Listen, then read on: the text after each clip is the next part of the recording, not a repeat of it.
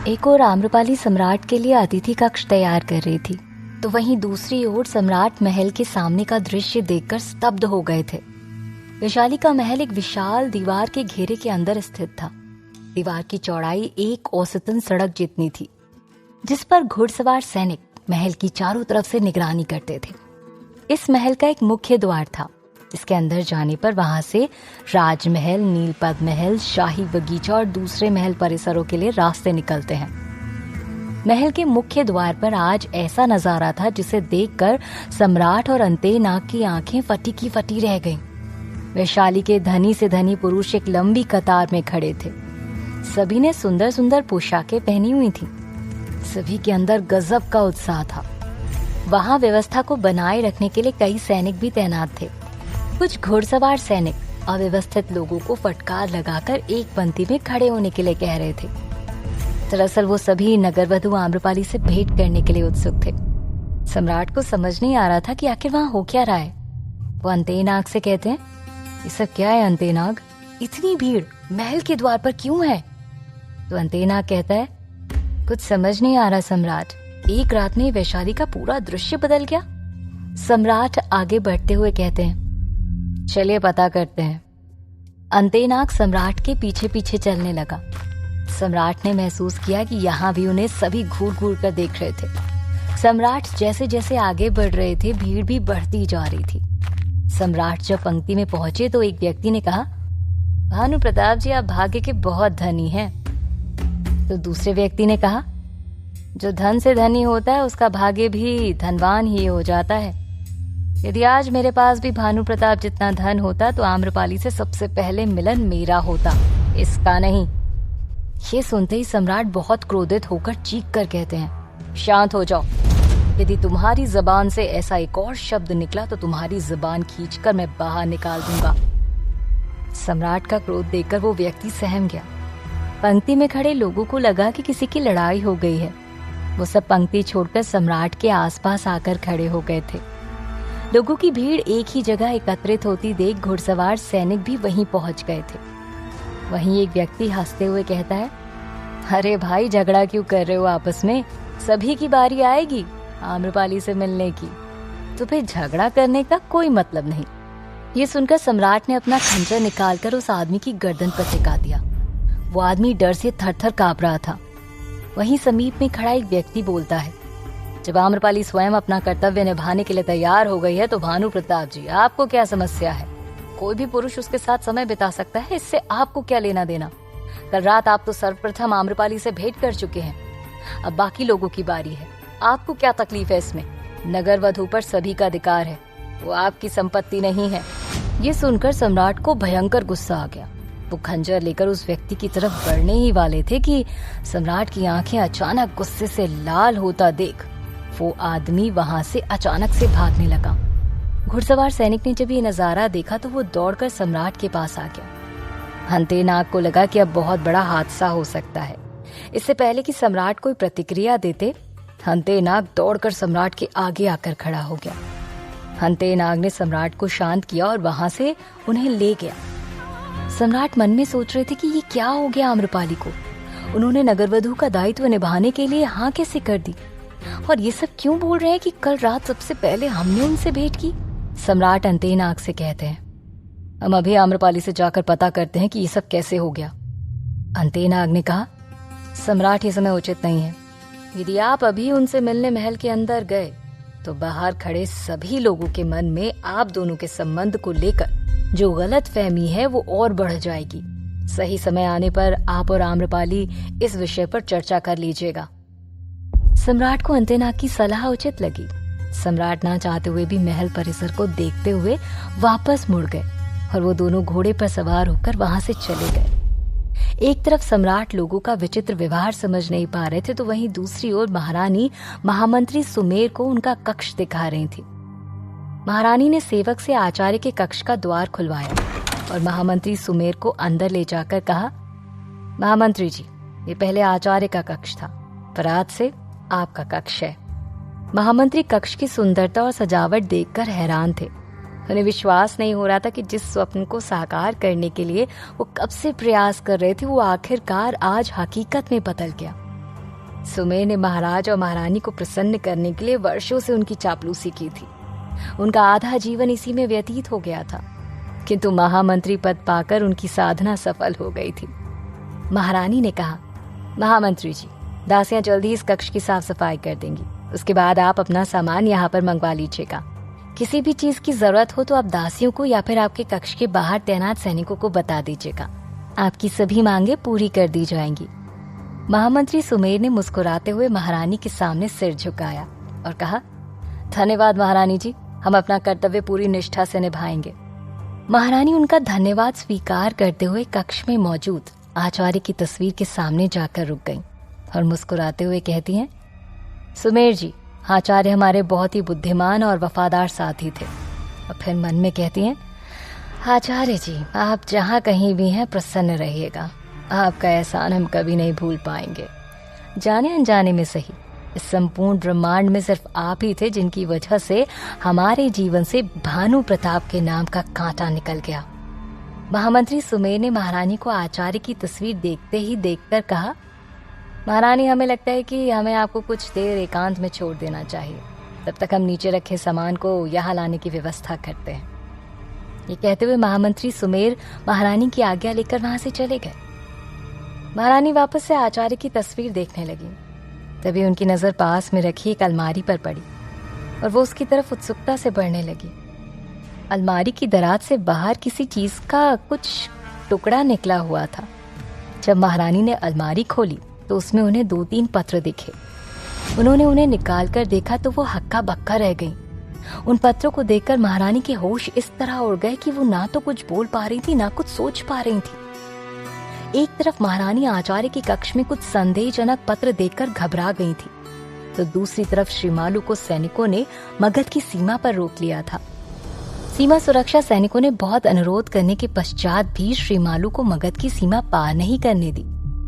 श्रीमालू से जब सैनिकों ने चेहरे से कपड़ा हटाने को कहा तो श्रीमालू की जान सूख गई। उसने मन में सोचा कि यदि इन सैनिकों ने मुझे पहचान लिया तो फिर क्या होगा। तभी एक सैनिक ने कहा, सुना नहीं, अपने चेहरे से कपड़ा हटाइए। श्रीमालू डरते हुए अपने चेहरे से कपड़ा हटाते हुए मन में सोच रही थी, मेरी स्वतंत्रता क्या बस इतनी देर के लिए थी? अब मैं क्या करूं? वापस अंधकार में चली जाऊंगी क्या मैं? उधर श्रीमालू का चेहरा देखकर सैनिक एक दूसरे की तरफ देखकर मुस्कुराए। एक सैनिक ने कहा, घोड़े से नीचे उतरिए। ये सुनकर श्रीमालू को विश्वास हो गया था कि अब वो पकड़ी जाएगी। वो घोड़े से उतरकर जमीन पर खड़ी हो गई। तभी कौशला देवी के सैनिकों ने कहा, ये जो आप बदतमीजी कर रहे हैं, यदि महारानी को पता चल गया तो तुम्हारी खैर नहीं होगी। ये महारानी की खास दासी है। सीमा सुरक्षा सैनिक श्रीमालू के चारों तरफ एक चक्कर लगाकर कहते हैं, सच में, पर मुझे तो ये कोई और ही लग रही है। अपने चारों ओर घूमते हुए सैनिकों को देखकर श्रीमालू के होश उड़ गए। वो उन्हें देखकर ऐसे मुस्कुरा रहे थे जैसे उन्होंने श्रीमालू को पहचान लिया हो। श्रीमालू ने मन में सोचा, वैश्यालय में न जाने कितने लोग आते थे, हो सकता है ये सैनिक भी कभी आया हो और इसने मुझे पहचान लिया हो। श्रीमालू मन में कहती है, लगता है उस आम्रपाली से बदला लेने का स्वप्न कभी पूरा ही नहीं हो पाएगा। जिसने मेरे जीवन को नर्क बना दिया वो शानो शौकत से रह रही है। जिस नीलपद महल में कभी मेरा राज था, आज वहां वो अपना शासन चला रही है। जो लोग कभी मेरे लिए आहें भरते थे आज उसके लिए दीवाने हैं, और उसी की वजह से मैं अंधकारागार की सजा काट रही थी। वो मन में कहती है, लग रहा है जो स्वप्न हमने कौशला देवी के साथ मिलकर देखा था उसका अंत बस आ ही गया। हम मगध की सीमा पार नहीं कर पाएंगे। एक तरफ श्रीमालू मगध की सीमा पार नहीं कर पा रही थी तो वहीं दूसरी तरफ आम्रपाली महारानी से बात करने के लिए बेचैन हो रही थी। बाहर की हलचल से बेखबर आम्रपाली सम्राट के लिए उनके विश्राम कक्ष को व्यवस्थित करवा रही थी। आम्रपाली दासियों को निर्देश देते हुए अपने मन में कहती है, भानु प्रताप जी किसी भी पल आ सकते हैं, मुझे शीघ्रता से सारी व्यवस्थाएं पूरी करनी होंगी। तभी अचानक उसको सुभद्रा का ख्याल आता है। वो मन में कहती है कि भोली भाली स्त्री का कितना गलत इस्तेमाल किया है। महारानी को मेरे नगर वधू के पद से हटने से आखिर क्या लाभ हो सकता है? महारानी इस हद तक गिर गई कि उन्होंने अपने लाभ के लिए कितनी ही स्त्रियों के जीवन के साथ खिलवाड़ कर दिया, उनको कुरूप बना दिया। महारानी को उसका जवाब देना ही होगा, नहीं तो उन्हें वैशाली की स्त्रियों के जीवन से खिलवाड़ करने की सजा तो मिलनी ही चाहिए। आम्रपाली खिड़की से उठकर द्वार की ओर तेजी से जाते हुए कहती है, हमें महारानी से आज और इसी वक्त बात करनी होगी। आम्रपाली तेजी से कदम बढ़ाती हुई राजमहल की तरफ निकल गई। आम्रपाली नीलपत महल के मुख्य द्वार की तरफ बढ़ रही थी कि तभी उन्होंने देखा कि सामने से सोम दौड़ता हुआ आ रहा है, जो दूर से ही आम्रपाली आम्रपाली पुकार रहा था। सोम आम्रपाली के पास हाँफते हुए रुकता है। सोम को यूं देखकर आम्रपाली ने गंभीर होते हुए सोचा, अब क्या हुआ? क्या फिर से कुछ अनर्थ हो गया? पिछली बार जब सोम इस हालत में आया था तब सुभद्रा की बुरी खबर लाया था। आज क्या हुआ होगा? आम्रपाली कहती है, सोम क्या हुआ, सब ठीक तो है ना? सोम ने हाँफते हुए जवाब दिया, कुछ ठीक नहीं है देवी, बहुत बड़ा अनर्थ हो गया है। आम्रपाली अचानक घबराते हुए कहती है, कैसा अनर्थ? तो सोम ने कहा, देवी महल के बाहर पुरुषों की एक लंबी कतार लगी है, वहां कुछ पुरुष आपस में लड़ झगड़ भी रहे हैं। तो आम्रपाली ने कहा, अरे तो इसमें अनर्थ कैसा? हो सकता है कि जनता महाराज के किसी निर्णय से निराश हो, इसलिए उन्हें अपना विरोध जताने आए हो। सोम मन में कहता है, काश कि ऐसा होता आम्रपाली, मैं कैसे बताऊं आपको कि बाहर इतने सारे पुरुष आपसे भेंट करने आए हैं। आम्रपाली ने कहा, परेशान ना हो सोम, राजकाज में ऐसा ही होता है कभी कभी। तो सोम ने कहा, नहीं, जैसा आप सोच रही हैं वैसा नहीं है। सोम आम्रपाली को सत्य बताने का साहस नहीं कर पा रहा था।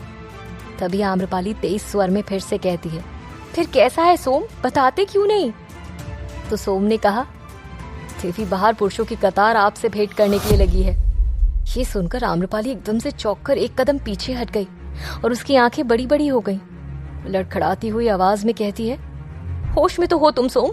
सब जानते हैं कि जब तक हमारी मर्जी नहीं होगी कोई भी पुरुष हमसे भेंट नहीं कर सकता। सोम ने अफसोसजनक आवाज में कहा, यह हम सब बहुत अच्छे से जानते हैं, किंतु वैशाली नगर के चप्पे चप्पे में एक खबर है कि देवी आम्रपाली ने नगर वधू का कर्तव्य निभाना शुरू कर दिया है। ये सुनते ही आम्रपाली का क्रोध 7वें आसमान पर पहुंच गया। उसकी आंखों में खून उतर आया था। उसने पास में रखे फूलों से भरे बड़े से टोकरे पर जोर से हाथ मार दिया। फूल आसमान में उछल गए। आम्रपाली के दिमाग में अब एक पल में 1000 ख्याल आ गए थे। उसकी आंखों की पुतलियां जोर जोर से दाएं बाएं घूम रही थी। आम्रपाली का ऐसा क्रोध देखकर सोम भी घबरा गया था।